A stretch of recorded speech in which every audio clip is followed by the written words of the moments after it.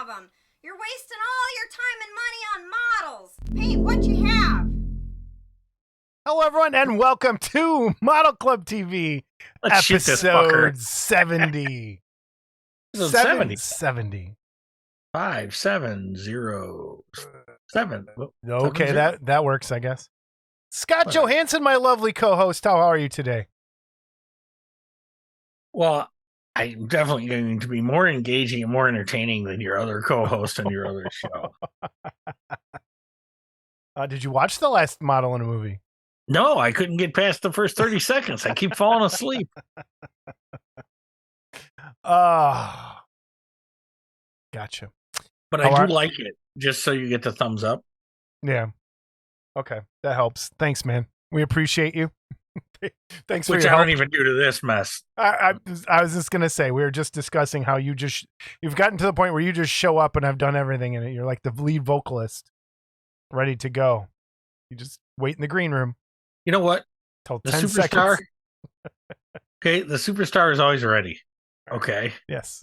All right, it's you.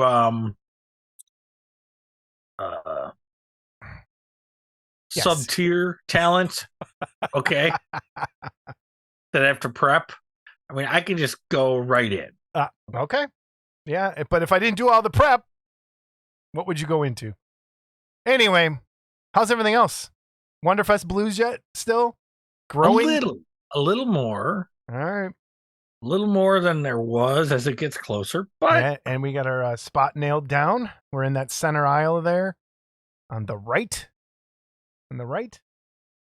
Yep. And then next to the Sweet Life production guys. Yep. Across from the Worthlings. The Worthlings, and behind sort of Monster Model Review and Mike Wallace.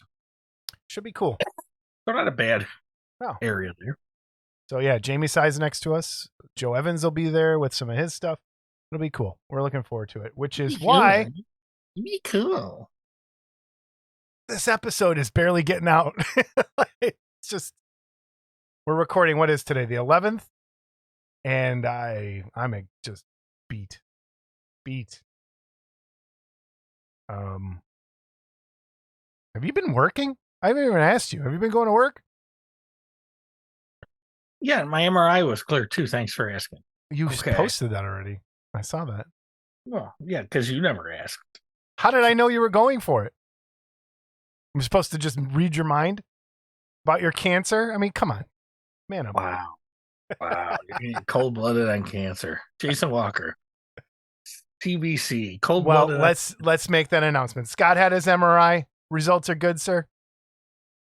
As good as they're going to be. Yeah, I mean, there's no movement. No. Well, no. He said it's always going to look funny where they cut me, but so far, so good. Okay. That's great news. Clear for a year. Excellent. For those who don't know, Scott had some kidney cancer.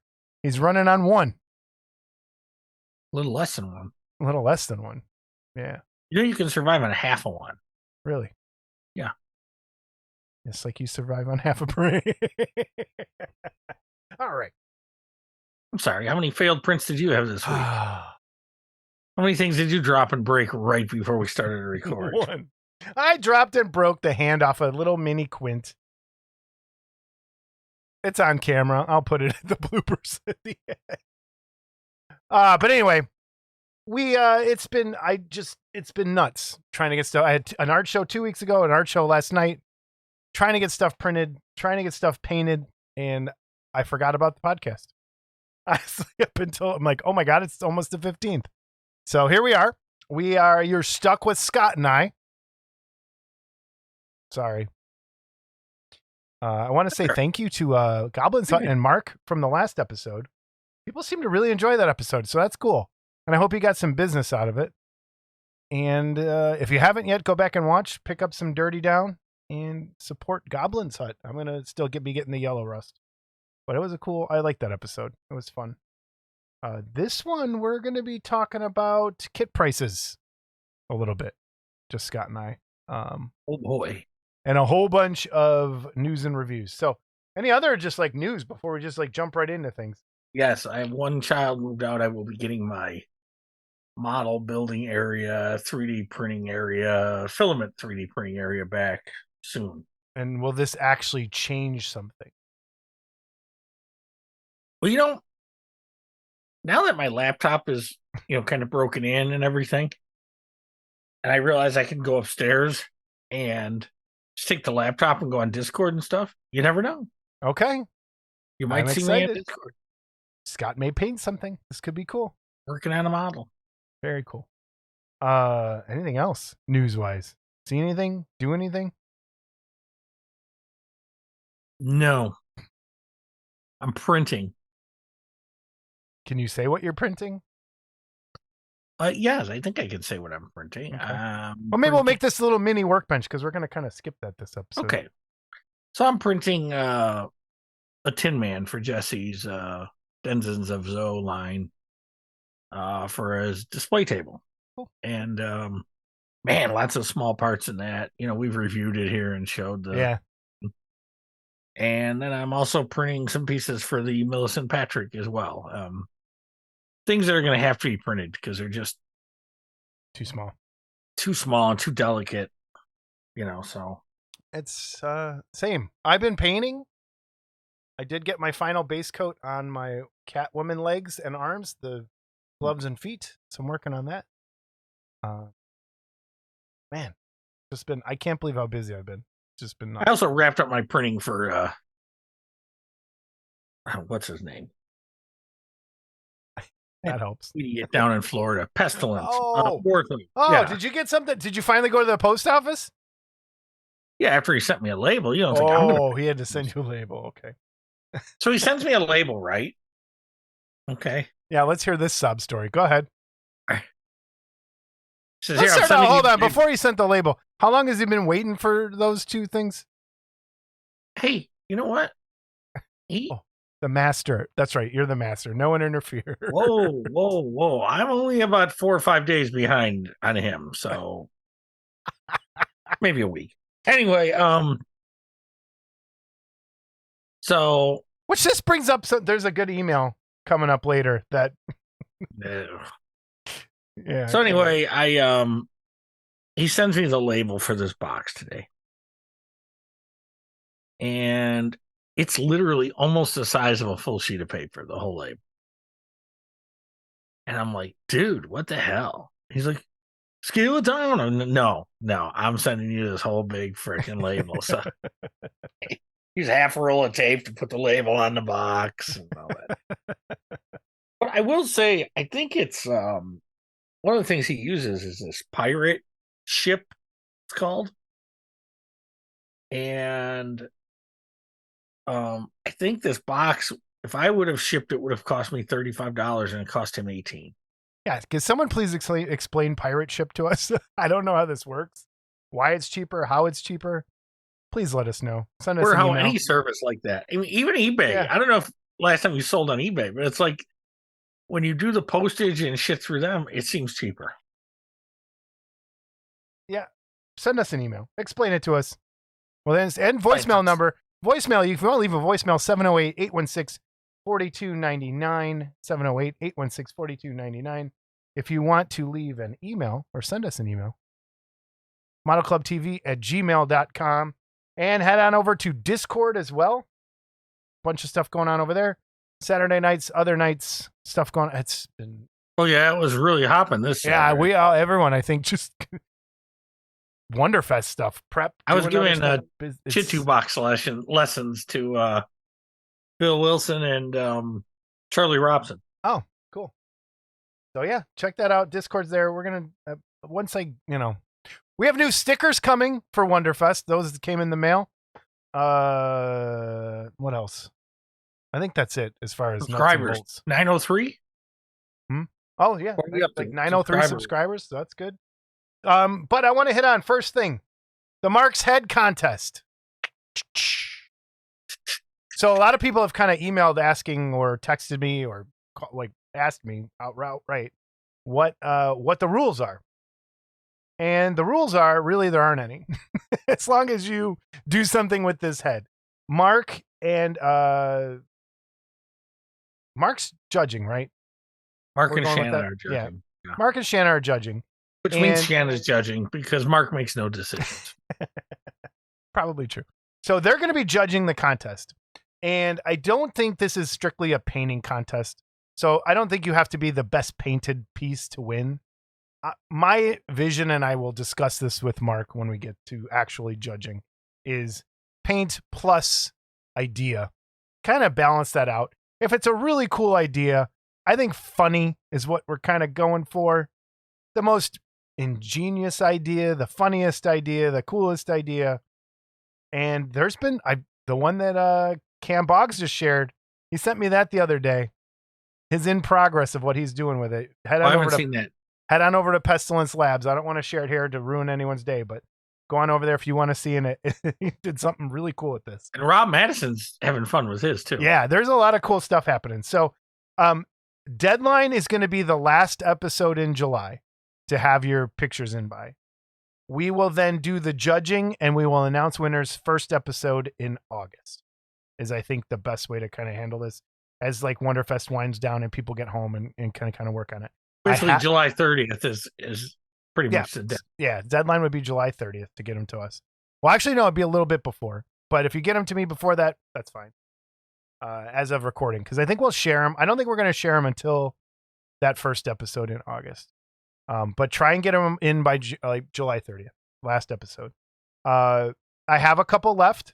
So if you want to jump in on the Customize Mark's Head contest. Oh, don't. Ugh, Yeah. Hey. not that close. Hey. I love you. I think I have 4 left. So if you do want one, or if you've already had one from your Godzilla kit and you want to use that, you don't have to get the one from us. So whatever you want to do is coming in, send them to modelclubtv@gmail.com, and we'll start organizing that. And I'm looking forward to it. I think it's going to be pretty fun. And prizes. We could work this out live on the air, right? Yeah, I think it's still to be determined. Still to be determined, but I think though, do you want to do a first, second, third? Do we want a grand prize? Do you want? I don't know. We got to talk to him. Yeah, we'll talk to Mark about that. But we'll have something for. I know. I was thinking we could print some stuff. Maybe Mark could get something, but Mark already donated all these heads, so we'll figure out a good prize. Good couple prizes, probably. Donated all those heads. Yeah, they're like $1. They're like $1 a piece. He shipped them. I spent $1 in tape putting that label on his box today. Okay. So please keep going on your heads. And that's if you have any questions, send me an email or a message and we'll try and get, a good answer for you. We have a giveaway this episode. And it is from CG Blade and Pseudoverse Creations and from Master Sculptor Lace Lee. It is the Mummy. If you remember way back in the beginning of the show, CG asked somebody, hey, can anyone sculpt me a mummy from the new Mummy movie where it was the female mummy, and Lace Lee stepped up to the plate. So he has a mummy kit coming out. Giveaway is the Mummy kit. Pseudoverse will be offering the Mummy in 1/8 and 1/6 scale. So the winner can pick which scale they want, 1/8 or 1/6. We are also taking pre-orders at our Etsy site for $5 for the 1/8 scale and $10 for the 1/6 scale. This pre-sale is going on until June 10th. The pricing may change, but it will be very close to $69.99 for the 1/8 and $99.99 for the 1/6. In addition, there will be a 10% discount if you pre-order the kit. So head on over to Pseudoverse. Link will be down below. In the comments here for the giveaway, just type in Pseudo Mummy, and that will get you into the contest. So you'll get to pick 1/8 or 1/6. And if you misspell pseudo, Can I? you're disqualified. Yeah, that's not true. But thank you, CG. Mummy's looking great. I never saw this movie, so I have no idea what's going on here. Did you see? I haven't either. So no. Okay. Hell no. All right. We both didn't see it. But no, Lace. Great job, Lace. It looks like the commercial. I remember that part from the commercial where the sand comes from behind her. I'm almost positive. No, cool stuff. Very cool. Thank you, CG and Pseudoverse Creations. Head on over to their Etsy store, pick up some of their prints and kits, and pre-order The Mummy. Pre-order The Mummy. Well, there you go. All right. Thank you. That's this week's giveaway. Leave a comment. Pseudo Mummy. All right. News and reviews, Scott. All right. We have a lot of them this episode, and it's going to be mostly this. We have a lot going. I think it's, a lot of stuff's coming around the corner. People have been working hard on things. We're going to start out with Say hard on. Yeah. What did I say? People are hardworking. Hardworking on things is what I kind of meant to say, I think. Oh, boy.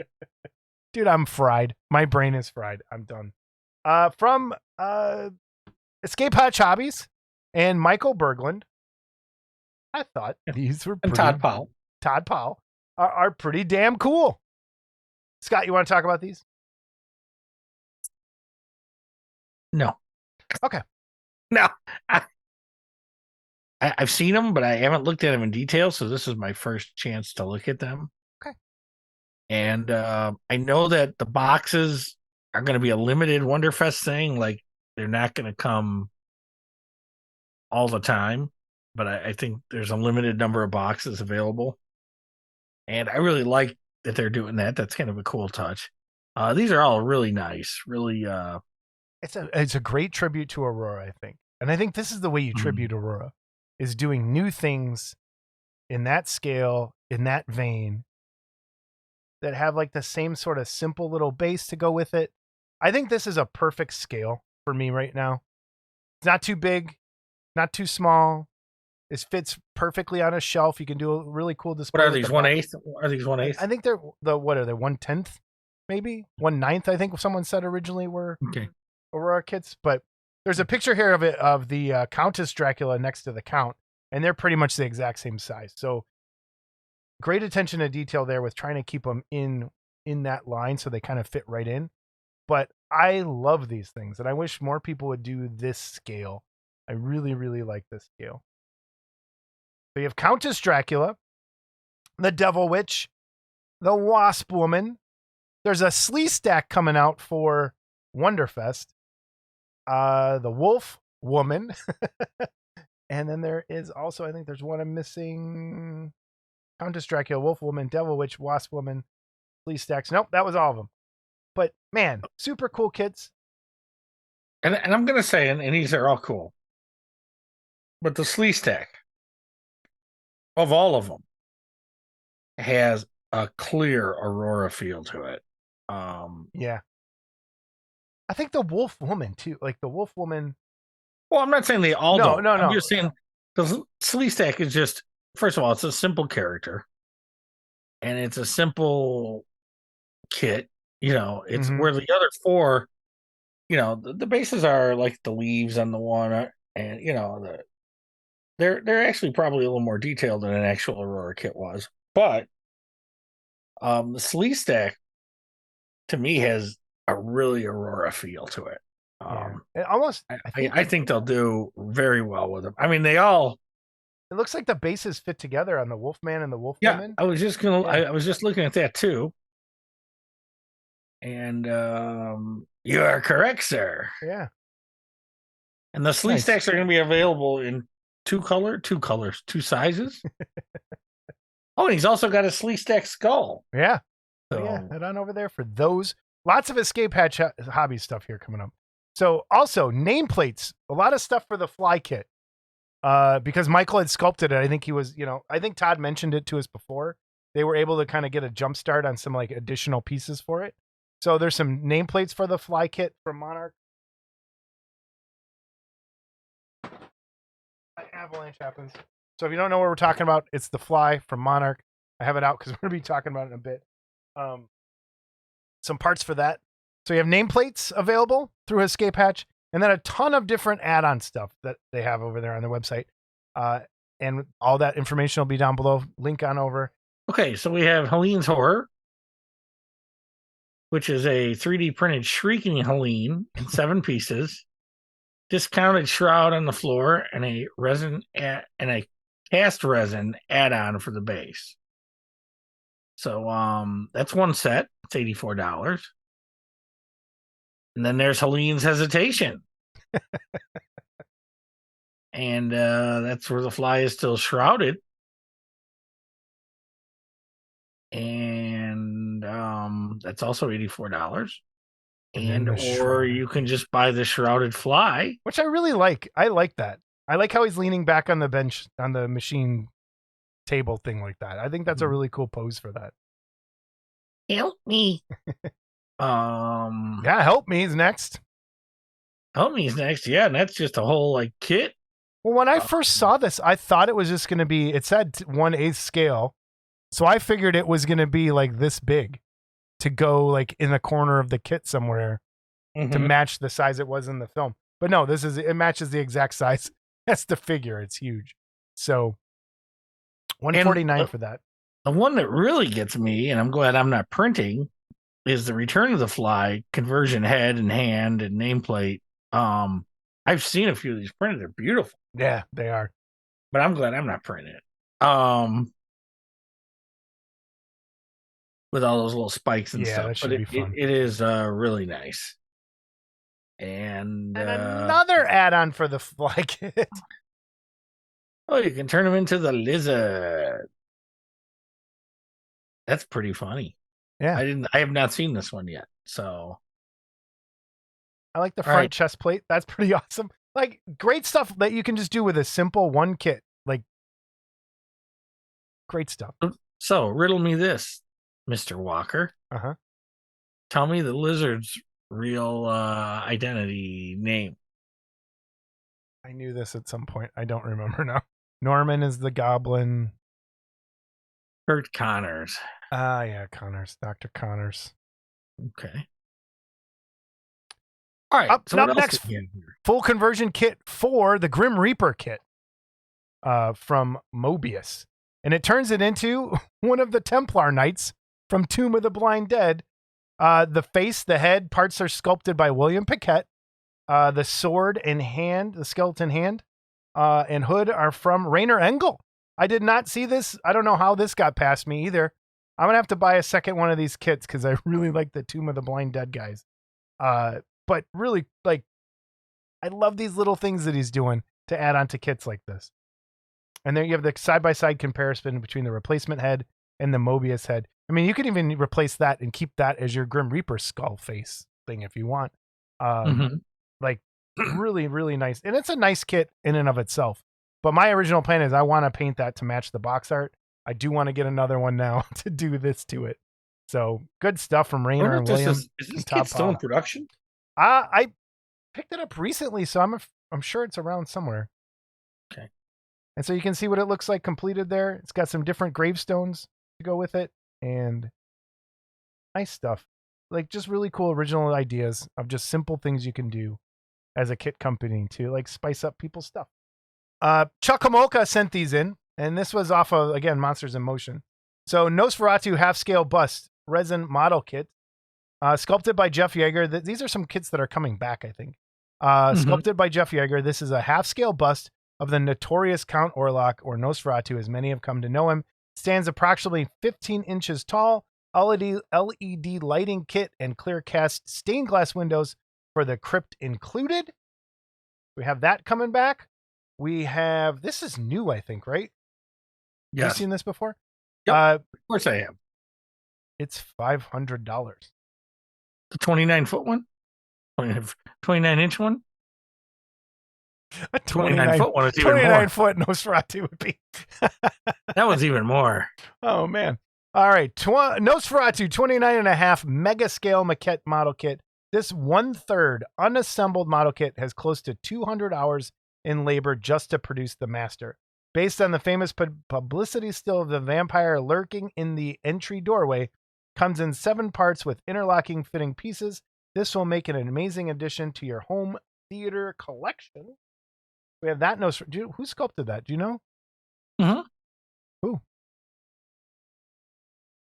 Was that Cipriano? Do your research. Is that Cipriano? Maybe. See, again, I'm not ready. I'm not here. I'm in the green room. I have pictures that people send me. That's all I have. Yeah, it's Tony. I believe it's That's Tony. what I thought. Okay. And then also the Green Hornet Black Beauty 1/25 scale model kit from, I think it's round 2. Introducing a fresh addition to our collection, a 1/25th scale model of iconic Black Beauty from the classic Green Hornet TV series. This kit is equipped with an impressive range of features, including front and rear rocket launchers, gas guns, hidden headlights, and rear trunk options that include a satellite. A satellite dish, they probably mean. Still stuck on you just Mike Tyson series and theories. Next, we have Tyson, the Green Hornet. Someone asked about this the other day, right? About Vin kits, because this was really produced by Vin, wasn't it? So maybe. Executioner 1/6 scale model kit sculpted by Jeff Yeager. Jeff Yeager's original design of an Executioner includes the Executioner base, the Executioner base, chopping block, axe, basket, and of course the head. Monsters in Motion has recently acquired the exclusive rights to sell this model kit, so that's pretty cool. There's one of Vin's kits coming back to life, and I think this is one of the better ones that Vin had put out. I really like this piece. Real kind of creepy, just kind of off the wall, like 1600s Executioner. Right basket. Not 1600s, because that would be a guillotine. Middle Ages Executioner. What do you think? Worthling's head right in that basket. That would be a great place for it. Great place for it. And then we have this. So this is probably way too late and already gone. Warehouse find. FX master Paul Blaisdell created this monster in 1 week for a beast with a million eyes. This 11-inch tall model kit includes a full color package. Only 100 pieces were ever made of this item, and we found one for our Monsters in Motion's customers. Monster in Motion customers. So if you're interested in this sort of thing, it might still be there. Head on over there and check it out. See, they might have it. And who knows? From Blackheart Enterprises. This will debut, I believe, at Wonderfest. It will be part of Blackheart's sold-out painting class. Yep. The creature from the Black Lagoon, digitally sculpted by Chris Elizardo. Yeah. Who just keeps pumping stuff out that's beautiful. And recently he showed a Cornelius that I think he's doing for Jimmy Flintstone, and a Vincent Price from The Pit and the Pendulum. Today. Yeah. And maybe if you can get the pictures up here, we will. But man, that's a good looking creature. Yeah, Chris seems like he's really mastered this digital thing. Yeah. And I think this will be a fun class for those taking it. Yeah, it's pretty big too, right? Like it's gonna be. Yeah, it's pretty good size. Pretty good size. Nice piece. Really nice piece. Yeah, class is sold out, but still, I think you still can pick this up at Wonderfest. So, and double check on that. Don't totally take our word for it. Yeah, I think I read it was sold out. But you never know. Yeah, cancellations. It's sold out. It's because when I got those pictures, it was from. They said it. All right, from Vengeance Studios. This is one of the new things. Head on over to their Patreon. Join the Patreon, and you can do this. You can print it on your own, have someone print it for you, have Jordan print it for you. I can print it for you. We have Django Unchained coming soon, and there are some really cool options with this kit. Oh, wow. Yeah, like the other hat without the sunglasses and the hat. Yeah, they have a new sculptor coming on board, kind of help out and share the load. There's plenty of really cool options that you could swap out. You could do them all, swap them out with magnets if you want. But great stuff. Scott has a beef with symbols on chests being raised up too high. My only beef is usually signs and tattoos that people raise off the skin. So I wish that was sunk into the sign like a real old Western sign, or like a park. What is it? Park district, forest preserve. And all those signs are always kind of carved into the wood. And I can see that point. But I think it'll work here just because it's a base. But right, I see what you're saying. I just wish it was sunk in instead of like it was carved into the wood, like it would be. Yeah. And I know why people do this. It's to make it easier to paint. But it just, to me, it looks because the rest of this is so just. I love it. It's so great, and to see some more characters like this, come out, especially Quentin Tarantino movies.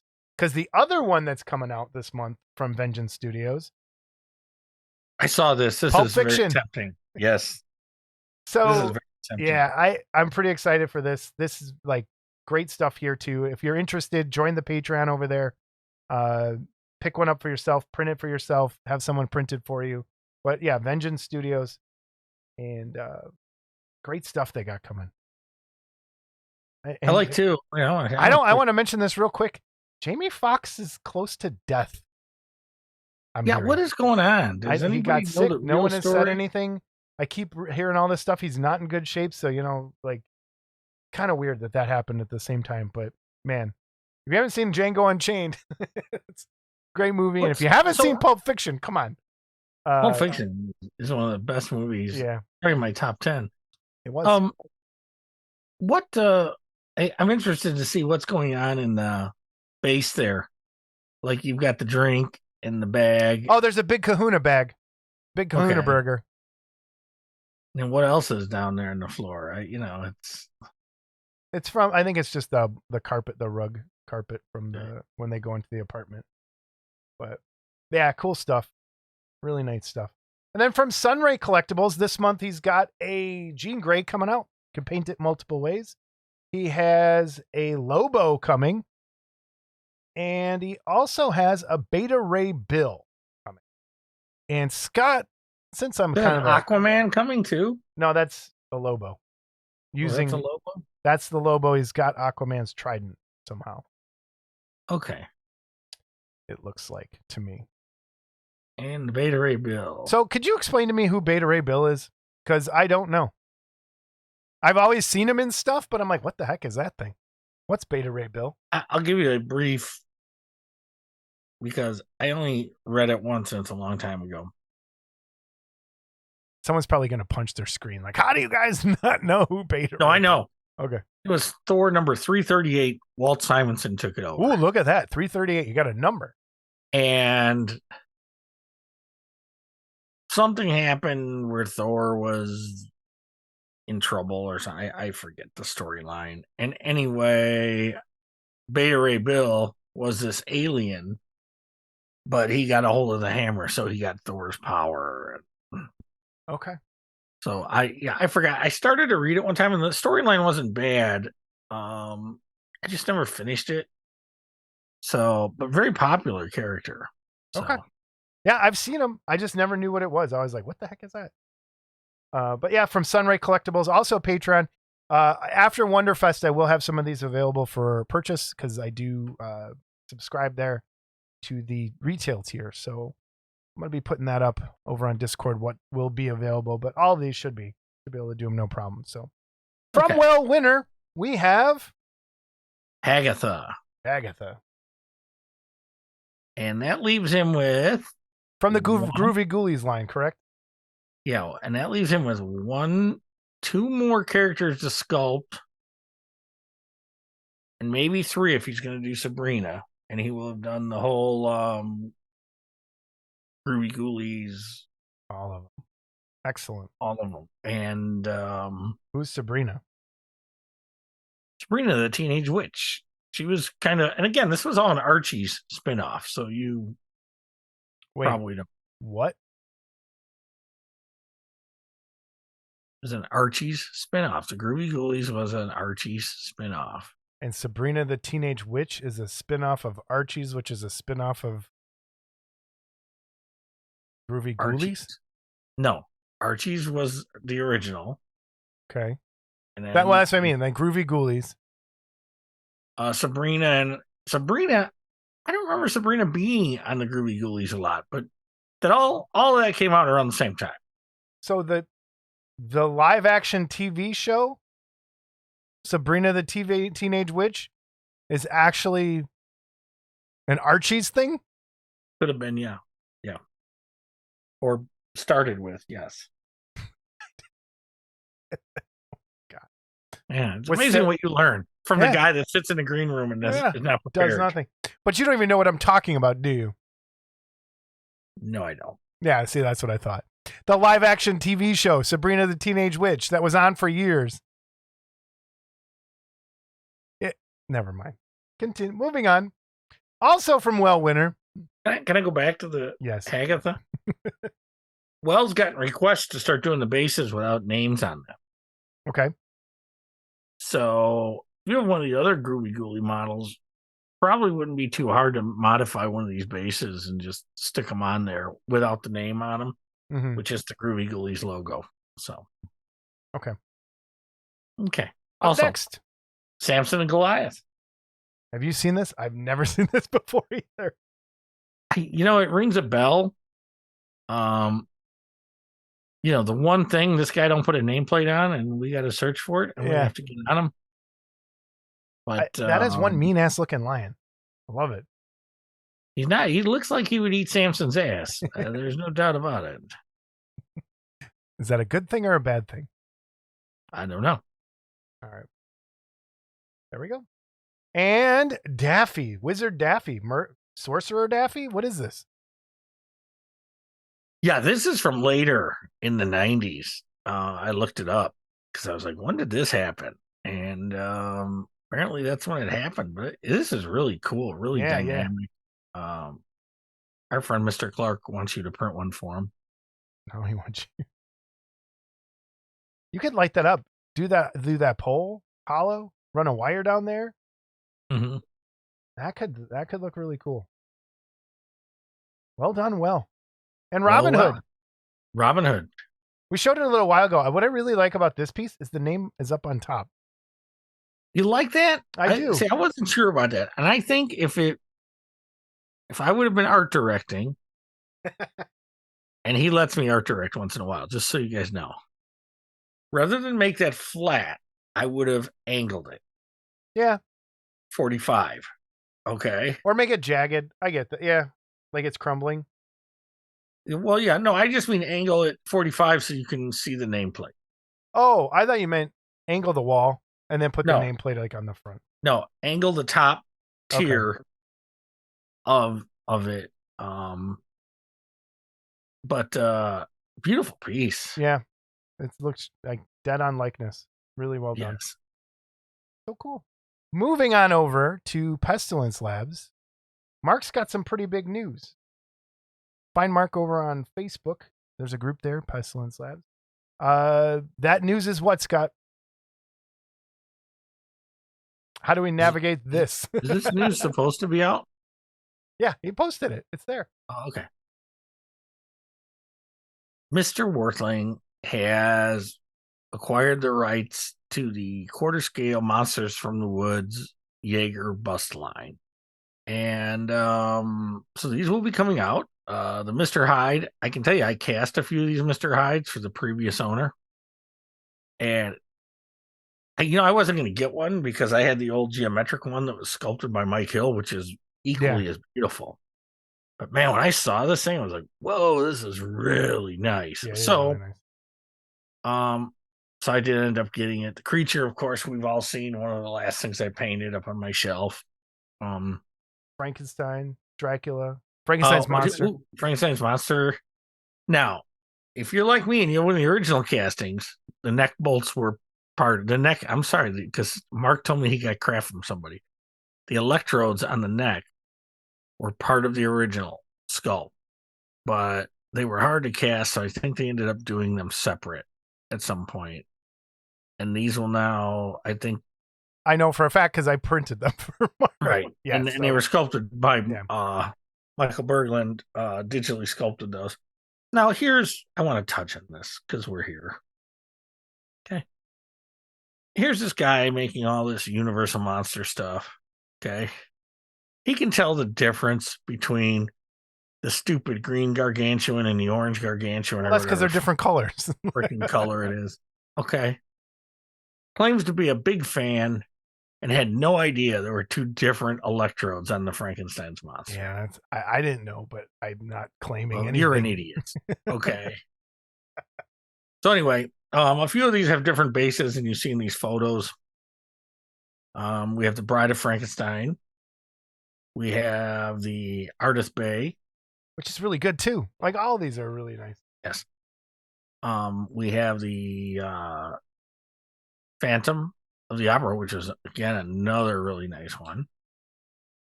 We have the Wolfman, which was originally done for another company, Monsters from the Woods bought it and got the rights to it, so they did that. Okay. Yeah.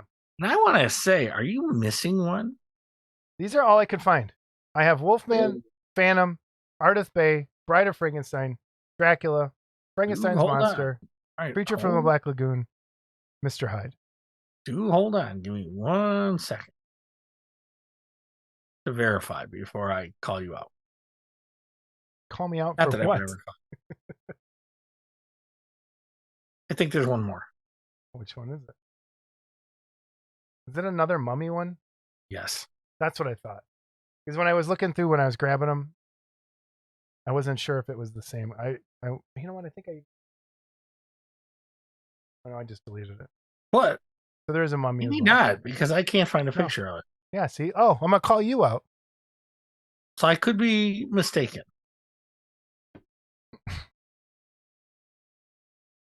I don't think there is. That's all of them. It's 8.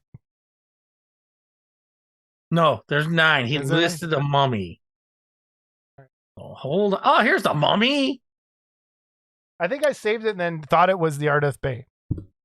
No, there's no way you'd mistake the two. All right, I'm going to send this to you in a messenger so you could put it up here. Oh, I'll just grab it later. Okay. Anyway, I knew there was a. I knew. Oh, There was wanted another to one. call me There's the out. mummy.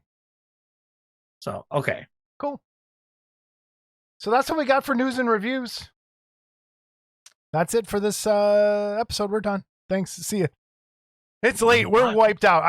I can't believe this is even happening. So no workbench this episode. Already kind of talked about it. We want to get into our topic for today, which is Scott drinking on camera, like hiding his whole face. Oh God. Kit prices. So the reason this is coming up, I saw Phil Lister talking about it on his page, and I'm not calling him out for complaining or saying what he was doing was wrong, but it struck me as like kit prices are something that we've touched on before, but I kind of want to like have that discussion again and kind of put things in perspective of where we're at as a hobby, what people actually make from making it. Like when you actually put a kit out as a producer, what can you make back from that kit? As someone who's printing stuff, what can you make?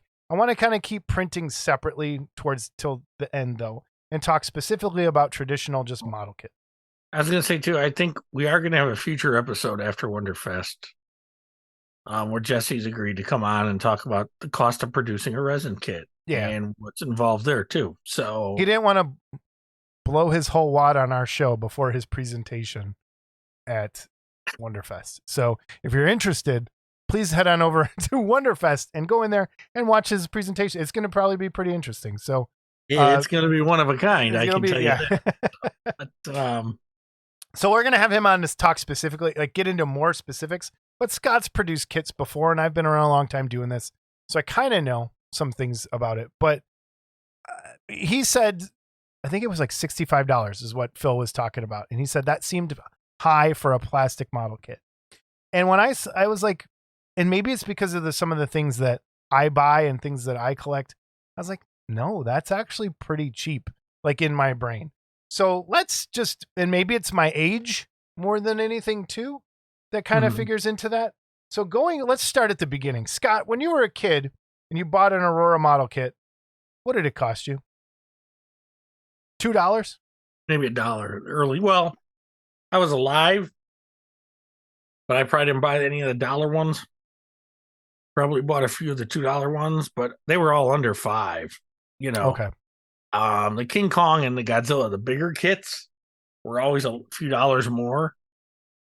With the glow kits, and then the I don't remember exact pricing, but it wasn't, but so were Karma. Like, and that's my question. Like on par, your average model kit was what? $5. $5. Let's start with $5. So in the beginning, most of the things were $5. And as a kid, I remember 10, buying an airplane model, having to spend maybe $20 on things. And then when it got to this stuff, it was like those Horizon models. What were those? Do you remember? Like the monster? Yeah, the early Wolfman? ones. The early ones were about $30, I think. And that seemed like a fortune at the time. And then they went to the. Then they made to that $50 jump when they came out with the monsters and stuff. Yeah. And the second round of monsters. And those are vinyl. So vinyl kits being around 50, $50-$60. Then you have your resin kits that I what was the range on your average resin kit back in the 90s? 100. Like that was your baseline. 100 always. For a 6-scale figure, roughly. Yeah. Yes. So when you figure all that in, I was like, man, I really. And when the Billikens first came out, they were like cheap. They were like under $100. I know that. But they were a little more expensive. Why? Where'd they come from? Japan. Okay. Where's this good stuff coming from? Japan. Okay. I was just going to say, all the X Plus stuff is coming from Japan, which automatically adds some price into there for shipping, for production, and all that sort of thing. So that's added in. Bandai kits are relatively cheap. When you start kind of looking at those Star Wars things, they're not super expensive. The Gundam kits aren't they're you can go all the way up to like hundreds of dollars for a Bandai Gundam kit, but you can get cheap ones for $25-$30. And to me, that's cheap. And to someone else, that might be, oh my God, $30, can't handle it. But this, I think it's an age thing for you. And that's where I'm at. And that's what I'm saying. Like, I'm so used to buying, and I brought out some stuff. Okay. This Cyclops was 60 some. I think it was $60, right? 65. 65. And you get 60 for yours because it's got the damage box. That's right. It's worth 60 now. Probably less. But you have, a decent amount of sprues. You have, it's one figure, some parts. That's a fair price to me. $60 for a figure. I look at it as more of, I'm buying a model of this as opposed to, oh my God, I can't believe it's $60. If that makes sense. So I'm looking at that going, it is a little pricey. Okay. But I'm also looking at going where it's coming from and the quality you are getting compared to what other people are selling you. But I want to say back when like Halcyon started doing some alien kits and stuff, they were in the $30 range. Yeah. Yeah, this is back in the 90s. And, so it's. I'm still listening. I got to turn I understand, I understand the frustration that things aren't $5 anymore. Things aren't $10. So when George used to sell vinyl kits, when they came out, I want to say they were $65, $75. Some of them. When the King Kong came out, stuff like that.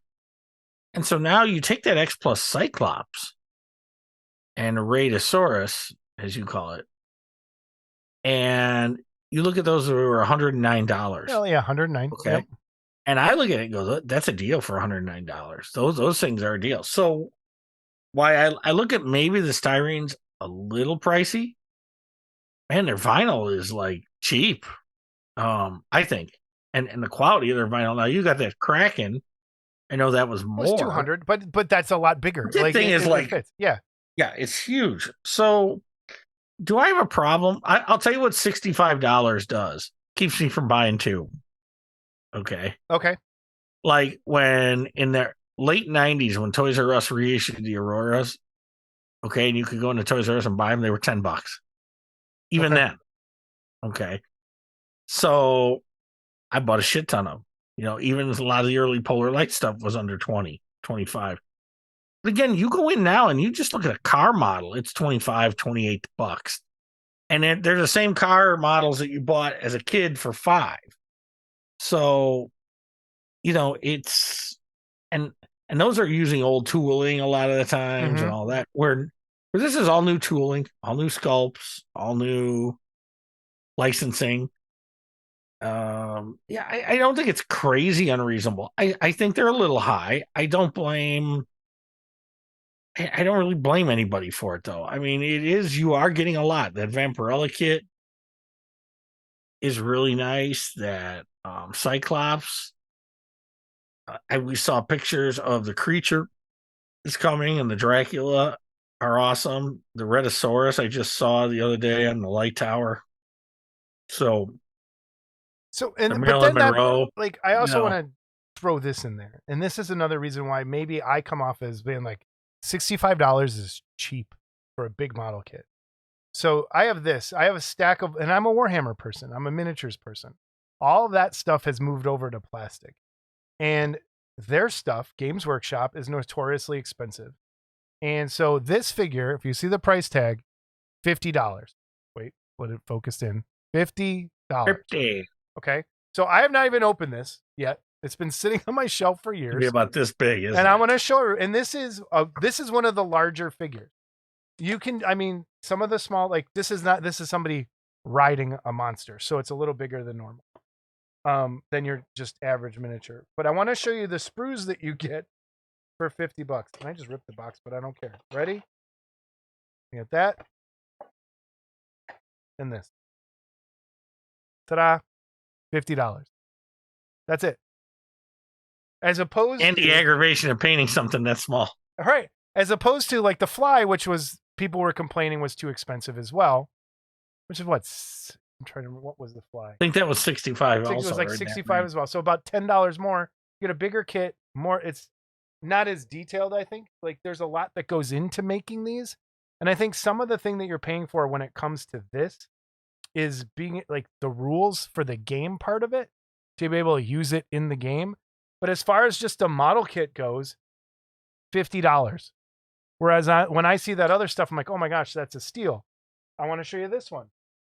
So this one is one of the bigger plastic kits that they do. Okay. And it's one of the bigger ones that I have. And again, untouched. You get these two sprues. Want to take a guess? $100. $130 for these two sprues. So, and again, this is coming from England, and some of it's, I think, the instructions and things are printed in China, but it's two sprues for $130. That's why I think I feel a little like abused, maybe, that I've been spending all this money on other things where when I see someone complain $65 for a pretty decent sized model kit. And this thing, when you build it, it's only that tall. Let's start. I don't think he was complaining. I think not him. Not Yeah, again. Let me take that back. Not Phil okay. complain, but I've heard other people say. I've heard people specifically say that the Fly kit was way too expensive. And and to me, it's like you're getting a really neat box. Same with those X Plus kits. The box art's awesome. The instructions are awesome. You're getting something from Japan a lot of times. The Monarch stuff, it's here, but you're getting great artwork. You're getting stuff made here in America. I don't know. Well, and I'll say this, and I don't know, maybe I'm not speaking intelligent to it, but the price of resin since 2019 has almost doubled. How has that affected the styrene industry as well? Okay. That's one point about it. The other point about it is... So I have a question there. Why would resin cost affect plastic model kits? Well, do they use the same raw materials, basically, to some point? Okay. Yeah.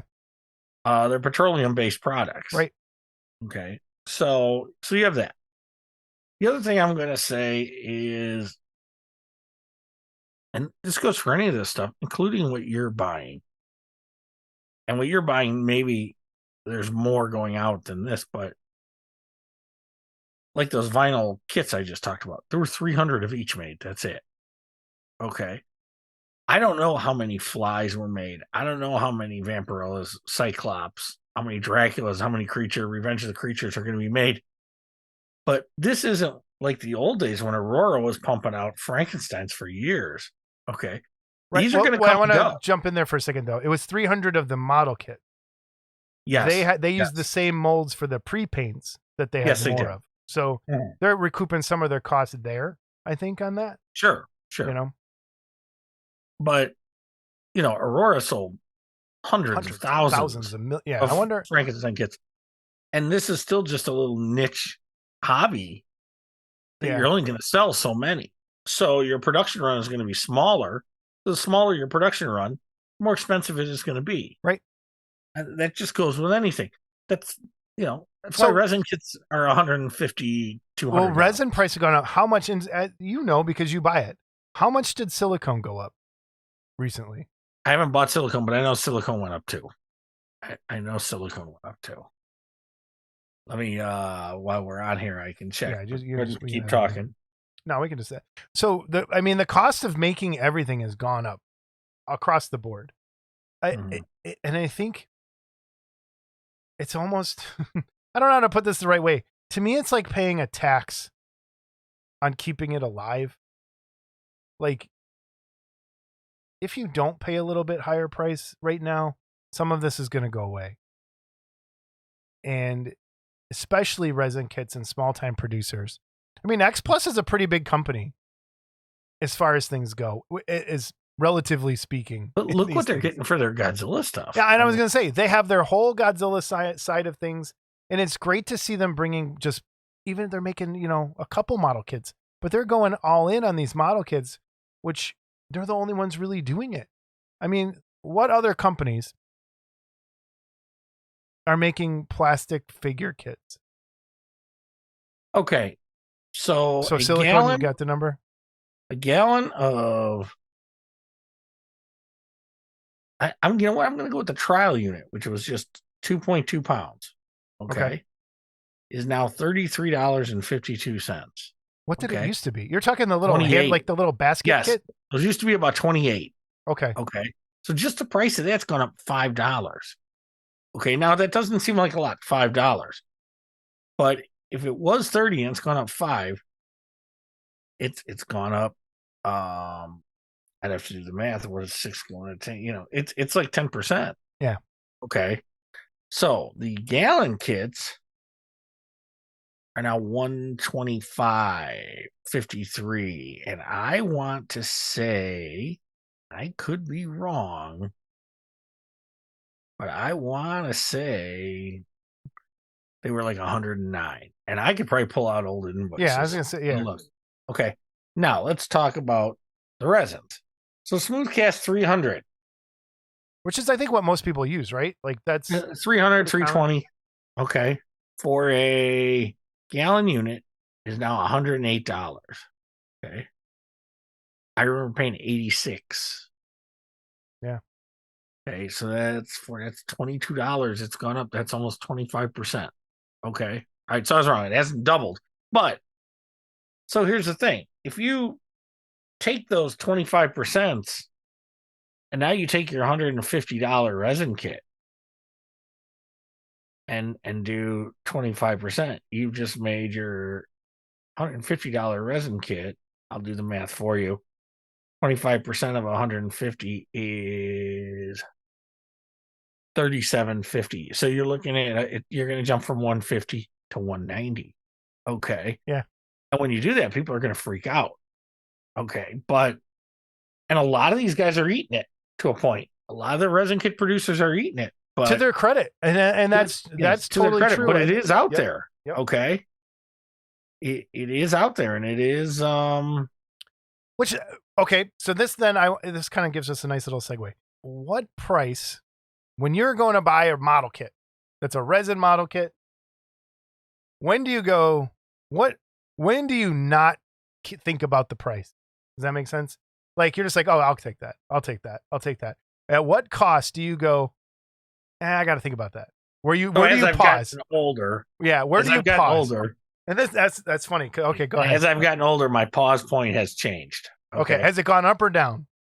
It's gone up. Yeah. Okay. So I would say I started out where anything under $100 wasn't a big deal. Okay. Even 125, depending what it was, and all right. And they started to creep up where a 6 scale figure was 150 for a long time. Okay. And I'm ballparking. Not everybody was the same. It's a pen. Yep. So when Janus came out with their kits, and their kits were expensive. Okay. 200, 250, 240. Okay. It was like, ooh, that's a lot. But I looked at what you got for that too. You were buying a museum piece right there for $240. Right. And I remember people used to complain about their prices. And now I'm like, well, go find one now. Um, And that's the same with me in Future. I was paying Yeah. that stuff all day long. I didn't care. I mean, when I was in So- college and when this started, I could just afford, like, I had nothing to worry about other than I would say, depending what it is now, and this is my line where I go, okay, now don't get me wrong, I'll still look at something for 150 and go, yeah, worth 150, okay, but 200 is now my line, okay, and even when I was producing, it was like when I started selling my Kongs, I tried to keep them at 200 or below. I started selling them at 180. Now, if I sold them now, figure that 25%, they're going to be closer to 230, 240, because of the cost involved. But I tried to keep it, I originally was going to do 225, and I think I knocked them down. I'd show specials were 200. I might have sold a few for 180. Because I knew 200 seemed to be the line for a lot of guys. 200. Yeah. For me now, I think it's around $100 where I go. And I think it was different up until we bought our printers, because now I'm like, man, I could do that for way less. And it has to be something I really want. If it's 100 or more, I start to go, let me think about it. Well, and you start to look at what you get for 100. Right. Okay. Yep. The $100 bust you're buying used to be 50. Yeah. Maybe 75. And Okay. Paul's, I think, for Paul Gill and Gillman Productions, I think what you get for what Paul charges, you get a lot for like his bus. You get a cool piece that a lot of people don't do. The size is right there. It's a nice heavy chunk of resin that you get. But like with records, I'll like leave this $50 on a record, I'll buy. Like, that's my line. Like when something gets above 50, because it's limited edition to like 100 or something, I'm like, okay, 50. Yeah, no, I'm not gonna. See, when I see a band come out, even if it's a band I like with a CD and they're $16 now, I'm like, what the hell? It used to be $9.99. Hegwish Records and Calumet City. Oh, good old Hegwish. I love Hegwish Records. But The way that place smelled was awesome. I don't buy anymore. I seldom buy a new CD or anything, which is another thing we could talk about, but it would branch out. I buy music all the time. Yeah, all see, the time. and I've reached a certain age where, like, that's most I know people. this is going to shock everyone. Okay, I don't like anything new, and it's the same way with movies and shit. But okay? a lot of people are. You're not. I'm the oddball here. Most people kind of stop buying music in their 20s and just listen to what they listen to from there on out. There's not, once you get it, most people stop trying to find new music at some point. It's just how it always kind of works. Well, and I also attribute that to people don't listen to the radio anymore. Okay, well, they're streaming and they're so a lot of these indie bands that would have never seen radio play get a following. Yeah, you have to really go and like, if you like music, you know where to find new music. It's out there.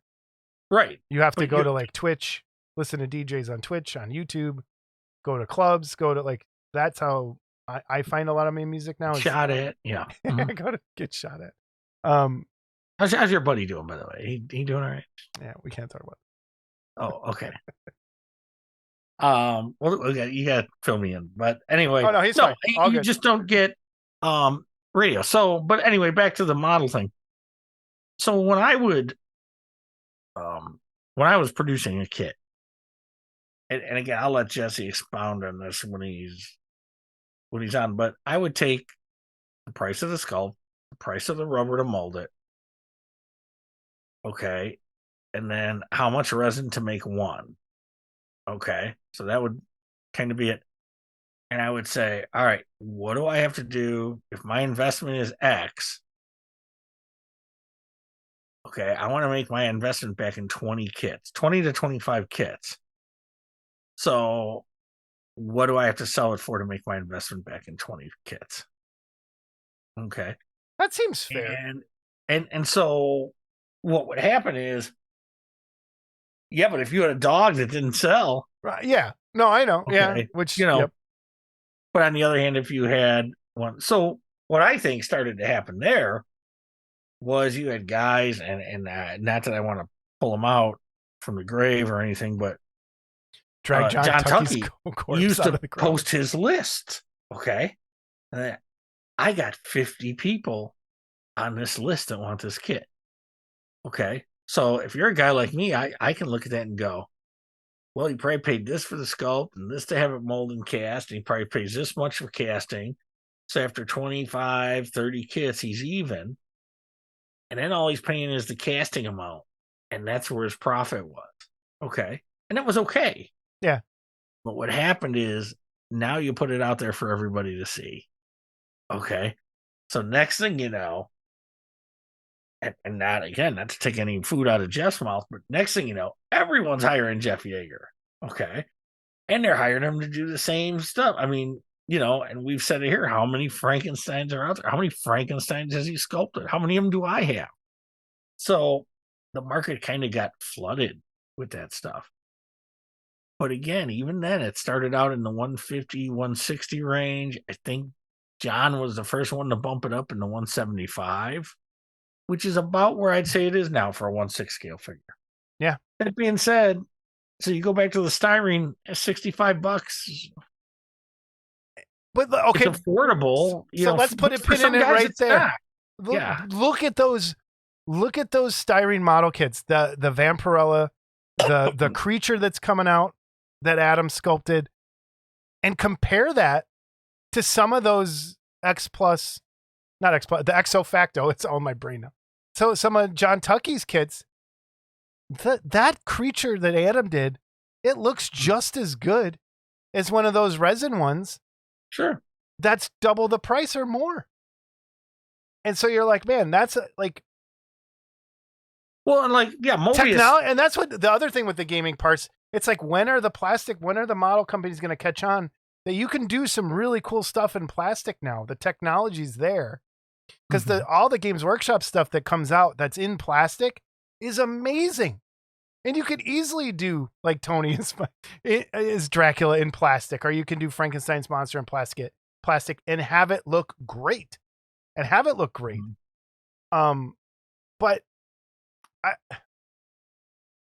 have a feeling that's where it's going to go. It's going to split. Resin kits are going to kind of go away. This is my prediction. You can call me out in 10 years. Resin kits are going to kind of go away. You're going to have prints and you're going to have plastic models. And it'll be that two kind of thing is where I see it going. And I could be wrong. There'll always be some resins. There'll always be some. There's always going to be some resin because of size and, Yeah. And no one's going to want that resin printer that's the size of a desk in their basement and have to try to pull. Well, I would like it, but can you imagine pulling stuff off that build plate? And dude, and think about it, when the printers come out that everyone can have that does it in color, and all of this goes away, except for the people that really like just building something. Because if you can push a button and you could have your creature from the Black Lagoon printed and painted for you in 10 hours, Scott's in heaven. And then they have the one now that they're working on that it's suspended like in a gel and there's no supports. And it's done with a laser like in the... Oh, then it dissolves in water. The gel dissolves in water. Yeah, I've seen those. Yeah. Yeah. So it's going to be interesting. It is going to be it is one of those points in time where lots of stuff or none of this happens because the EMP will hit us and we go back to the Stone Age. But again, the resistance to change, I still don't get. Okay. I mean, I get the talent it takes to take a piece of clay and make something beautiful, but that gap is closing. Yeah. Gap is closing. There's that side of it too, but there's also and I don't mean art capital A. I mean the art of a model kit, of the company, like the box, the packaging, the instructions, the sprue, the clipping, that whole process is something I think all of us fell in love with. It's like putting a puzzle together for people. It's relaxing at times. Sometimes you swear, but it's one of those, I'm just going to sit down and build a model kit. It's like how people sit down and I'm going to knit or I'm going to sew or. But on the other hand, the simpler you make it, for the younger kids because they want the more instant satisfaction. Yeah. The better off you are. Yeah. The better you are. Okay, and so you're dealing with that. There's a lot of factors involved. So, but as far as price goes, I don't think when people say, "Oh, things are so expensive," I really don't think they are. I think they're kind of fairly priced at where things should be right now. Yeah, there's people out there trying to make money, but well, again, here's the thing: they're pricing their product so that they can make a profit and make more. Which really, when the Garage Kid hobby started, isn't that what you wanted to do? Yeah. Okay. So it's and X Plus has been around forever. And I'll tell you something: if Too. you think the price of model kits are bad, okay, all right, go start looking up comic books from the 70s. Dude, I was just talking to somebody about and this. 60s and 70s and even 80s. And I'm on a few of these groups and I see these guys are like so excited that I've got this copy of whatever that I bought on the newsstand for cover price when I was collecting comics. And they're so excited about it. And it's a shit comic. Okay. So, but that's the thing. A lot of people, because the economy is so bad and the stock market's so bad and interest rates have been like ridiculous. Like my savings account, you can't make any money on a savings account anymore. So a lot of people went and bought comics and are buying comics now thinking that that's going to be, and I know someone who's doing it and he's trying to get rid of a bunch of stuff now because I think the bottom's going to fall out here pretty quick on some of that stuff. But man, comics, you're right, are super expensive. I mean, and I look at when I got out of comics, when I say I got out of comics, when I sold my collection in 92, I had a lot of key issues and a lot of stuff and it was in great condition that I know if it got slabbed today and graded would be worth a shit ton of money, which is another whole thing I don't understand. But I've got this bookcase behind me that has almost every Marvel comic that I ever wanted to read in hardcover form. Yeah, but you were looking at it the wrong way. No, most these guys don't want to read them. They don't care. Yeah, and see, that's where I had a problem. And same with when I collected Aurora model kits. Okay. You got to the point where you couldn't read them because every time you read one, the value went down a little more because you opened that spine up a little more, no matter how careful you were. And it's a paper product, especially the early stuff. So what does time do to paper? Okay. So, and I was a condition freak, man. I liked my shit in all right. So you just hit on something in the conundrum. So you like to read your comics, correct? Yes. How come you don't like to build your models? I just haven't done it. But you're absolutely right. And trust me, most of these books are still sealed in plastic. Okay. But a lot of them I have read already. Yeah.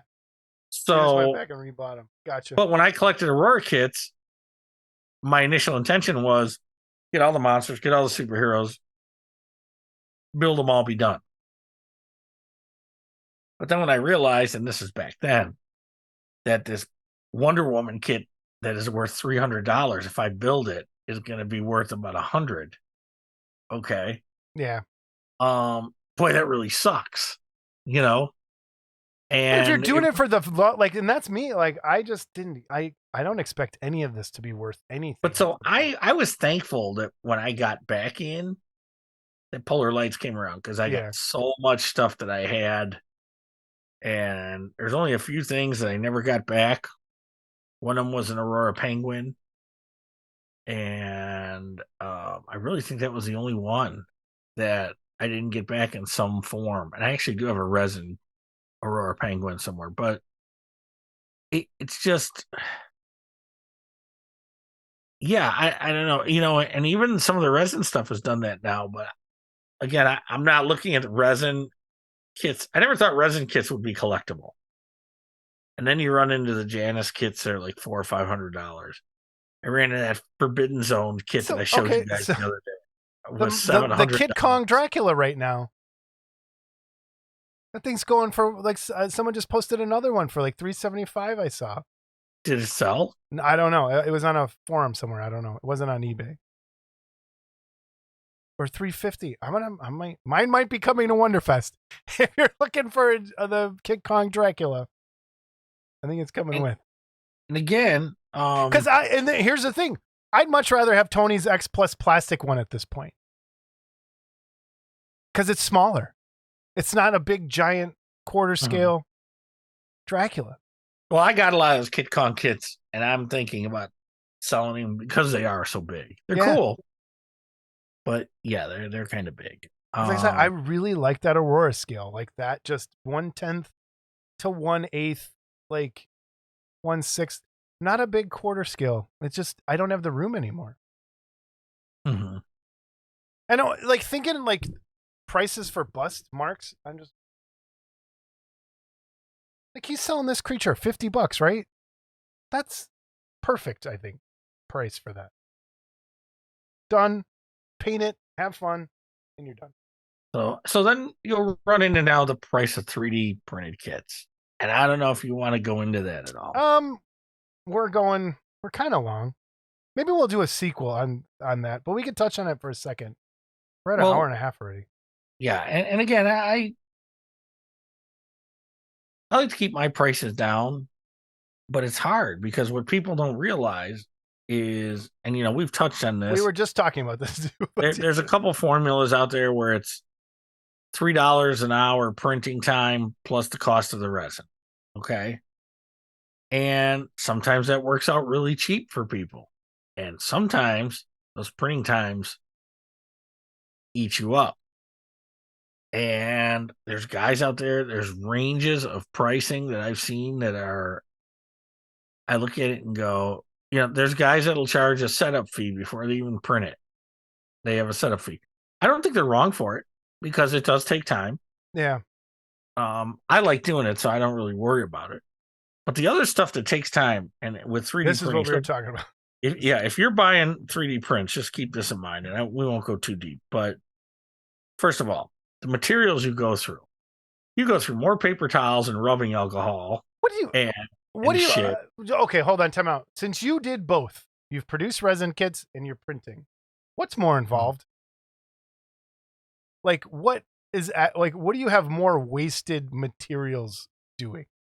Well, you have wasted materials, 3D printing because of supports. Okay. I'm okay. Expendable materials, not wasted.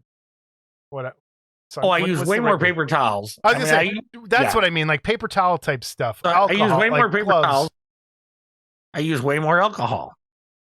Just alcohol, regular alcohol for cleaning, not counting the denatured alcohol that you use for cleaning the parts. Alcohol has gone up in price since we've been doing this. It has. Yes, denatured alcohol was $10 a gallon. It's now $30, I think, when I saw it at Home Depot. No, denatured? Yeah. No, $13.99 at Menards still. So Menards, yes. Hold on, keep talking.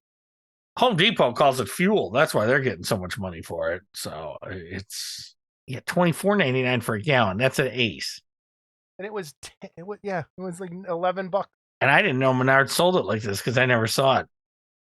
So a 5-gallon you can get at Menards for $48. You can get a 5-gallon of it? Yeah. A gallon at Menards is still $13.34. Yeah, it's still, but it was $11 a year ago. Oh, it was $10.99. I remember it was $10.99. Yeah. So, but anyway, so it's another expense. Okay. Gloves, another expense. Okay. Now, then you run into just the things you have to buy, the rubber mats, the UV light tube thing, but the time. I was just going to say the time. The time, okay? But I will tell you this. Whenever I did traditional resin casting, you could never figure your time was free, okay? And so far, I still look at it that way on this. I'm having a hard time doing that. Like, it's just charging based on resin and print time. I can't. It's like I'm spending more time curing the inside and removing supports and packing boxes than I am doing anything else. Mm-hmm. And it's like, that's the part that's eating me up. And I'm like, man, is this really worth it to do this for people? Well, so to cure this, you're about 60 seconds on the inside. And then not to mention the 5 minutes on the outside. Now, luckily, we have the wash and cure. If you didn't have the wash and cure, well, then you'd be dorking around with that too. Okay. That's another thing. If you're going to resin print, don't cheap out. Yeah. Okay. You're going to spend some money. And again, like you said, the price of that resin is so expensive. But the joy of it is you can print hollow. Yeah. You can print hollow. You don't have to buy rubber, Mhm. buy other stuff. But So yeah, there's a lot of plus. I it's get it. Everyone kind of comes at this from a different place in terms of price, knowing like how they grew up, what they had, what their job is, and where they are in life. They like things are. It's so I'm not trying to bag on anyone at all, and I don't mean Phil. Please don't take it like I was. I just thought it was a great jumping off point to use what No, I said. and again, I'm not trying to do that. I want a Ferrari too, but I'm driving a minivan. Okay. And so, it's unfortunate. I'm not trying to sound like a cold bastard, but you got to go with what you can afford. And if you can't afford the $65 kit, yeah, then you're going to have to buy the $25 kit, or you're going to have to save and buy the $60 kit when you can, or save and buy a printer and print yourself stuff for $10. You can get free files. And again, I'm not trying to sound like yeah. some holier than thou asshole. No. I'm just saying that it's there's things you got to take into consideration. That's all. Yeah. All right, man. You ready for emails? We got one. Okay, let's have it. So he gave me the pronunciation before, and I since deleted that email, and I probably have forgot. So if I get this wrong, from Mike Ziamba. First off, I wanted to give a shout out to Jamie Sy as a stand-up guy. That is very true. He has been printing some kits for me, and That's some bullshit. No, I'm just kidding. In one of the kits, he inadvertently left out one of the pieces. When I let him know, he apologized profusely and rectified it immediately. He also sent me 2 small printed figures, which wasn't necessary but appreciated. You don't often get that kind of customer service. We love our Jamie Sy. We'll be next to him at Wonderfest. He's like a saint. He really is. So head on over to 3D. Oh my God, my brain just broke. 3D Prints and Garage Kits Facebook group. That's where Jamie Sy's running that. Join up there, and there's some great stuff going on there. Like, we haven't had to ban anybody. There's been no drama. Been pretty nice. Thanks to Model Club TV listeners, I've been able to obtain Dr. Frankenstein and Igor kit, which I plan to use in my Dr. Frankenstein lab diorama. I was hoping for a review of some of the balsa foam Scott was supposed to review back in the early days of Model Club TV, but to no avail, it never happened. I purchased paint and sculpt boards from Amazon. The floor and diorama is carved, and I need to add a thin coat of resin to it before painting. As of now, it seems to work well for carving. I will have to wait and see how it takes the resin. Any update on the balsa foam review? Well, I'm getting my room back, and I can set a camera up in there, so it may happen sooner than later. That being said, I'm just going to touch on a few things, and I don't know how this carving foam is, but I know with balsa foam, you didn't have to put resin in it. You could seal it with artist gesso. Yeah, I've done it with both. Okay. And the resin, man, you got to work fast. Now, you got to work fast, and you have to make sure it's mixed up pretty good. Yeah, and the resin's going to... I've had parts that didn't cure, and then the paint wouldn't stick right to it. Yeah, and it's a mess. So, but the resin's going to make it harder, and it's going to make it more durable, but... I have a solution. I have a new solution. UV resin? UV resin. Maybe. Because people do that with 3D prints, with their filament printing. I'll bet you could. That's your job. Balsa foam, 3D UV resin, brush it on, hit it with the light. Done. See what happens, huh? That might work. Okay, another paragraph. One of the nice things about the show is learning about the new kit issues, and the last one on Dirty Down was very informative. I don't have a local retailer that carries the product, so I purchased the 3 bottles directly from Goblin Hut. I gave the rust a try on a Hulk model, and while it is not exactly where I want it, it does create an excellent rust look. I was glad the owner, Mark, mentioned not to seal it, as I was just about to do that and would have ruined the effect. It will take a bit of practice, but it appears to be the best product on the market for rust, and I'm looking forward to using the other two. Awesome. Sorry, I'm not able to go to Wonderfest, but my wallet will probably be happy. But since I live in New Jersey, I will be going to Jersey Fest, and I'll probably drop a wad of cash there. Thanks to the two of you for hosting this show and keeping the hobby alive. I will send along a few images for the gallery. And I'll have those here at the end in the gallery. Thank you, Mike, for sending that in. Great email. And that's the show, everybody. Scott, anything you want to add here at the end? Yeah, let's keep our friend Phil in our thoughts and prayers and positive vibes or whatever we do. And I don't have any significant update since the last episode, but yeah, there we've got that, and it's just it bothers me. That's all. So yeah, I think we'll be talking more about it here soon. So yeah, yeah. Head on over to the Discord. All information is down below for everything we mentioned today. One more episode before Wonderfest, and we'll see you there. We'll have a table. We're going to try and maybe do a live stream at some point since Scat can't be there. We'll try and get him involved somehow. Have a great couple weeks, everybody. We'll see you soon. I hope this episode wasn't boring. It was just a conversation we thought we like. I don't know. We'll see. We'll get hate mail. If you hated us, let us know. I'd love to hear. Yeah. All right. Goodbye, Scott. Goodbye. Oh, you said goodbye back. Okay.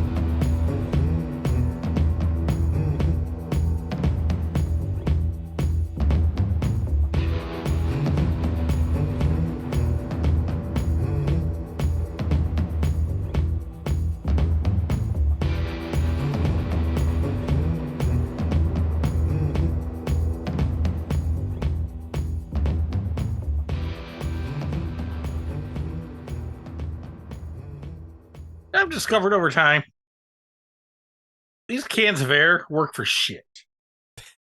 Unless they're brand new. They go away pretty quick, I've noticed. They run out really fast. Like I could just play this the whole episode. Can you put a match to that while it catch on fire? Or no, put it out. It's CO2. I know what it is. It's ooh, but the can's nice and cold. Okay. All right. Is there any? Do you want to do any sort of prep at all? Are you ready? You ready to go? Let's just roll with it. It's 70. Okay. Hello, Wait, everyone, I and blurred. welcome. Oh, wait. Whoa. Oh, shit. Hold on. I blurred out there. As soon as I said 70, I'm like Marty McFly fading out. Hold on.